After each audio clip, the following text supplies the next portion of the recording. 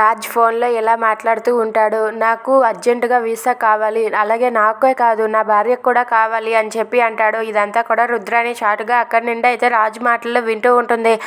అవునట్టుగా నా భార్యకి పాస్పోర్టే కాదు, నా భార్యకి ఫోటో కూడా లేదు, తనకి ముందు ఫోటోలు తీయించాలి అని చెప్పి అంటాడు. అది విని అక్కడ ఉన్న రుద్రాణి ఒక్కసారిగా షాక్ అయిపోతుంది. ఏంటి వీళ్ళు వీసాలు తీసుకుంటున్నారు, అంటే వీళ్ళు అమెరికా వెళ్ళిపోతారా అని చెప్పి రుద్రాణి అనుమానం పడుతూ ఉంటుంది. అలా వెళ్తూ ఉండగా ఆ లోపల అయితే కావ్య ఇంగ్లీష్ బుక్ చదువుతూ ఉంటుంది. కావ్య అలా బుక్ చదువుతూ ఉండడం చూసి అక్కడ ఉన్న రుద్రాణి అయితే ధాన్యలక్ష్మి దగ్గరికి వెళ్ళి ఇలా అంటూ ఉంటుంది. ధాన్యలక్ష్మి, నేను నీకు ఒక ముఖ్యమైన విషయం చెప్పడానికి ఇక్కడికి వచ్చాను.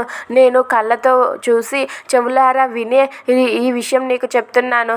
రాజ్, కావ్య వాళ్ళిద్దరు కూడా యూఎస్ వెళ్ళిపోవడానికి వీసాలు అప్లై చేసుకున్నారు. వాళ్ళు యూఎస్ వెళ్ళిపోతారంట. అంటే ఇక్కడ ఏం చేయాలని వాళ్ళ ఉద్దేశం? ఇక్కడ మీ అందరినీ కూడా అప్పుల్లో ముంచేసి వాళ్ళు యూఎస్ వెళ్ళిపోతారా అని చెప్పి రుద్రాణి అంటుంది. అది విని ధాన్యలక్ష్మి ఒక్కసారిగా షాక్ అయిపోతుంది. Thanks for watching friends, please subscribe.